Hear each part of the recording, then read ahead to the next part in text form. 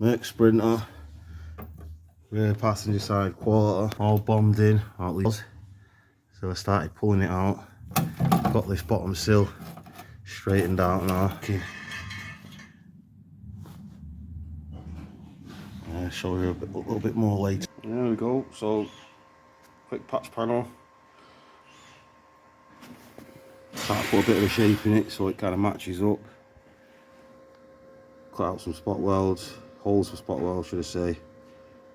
See how we get on. Right, so there we go people, all sorted now. Underneath there, spot welded. All down the side.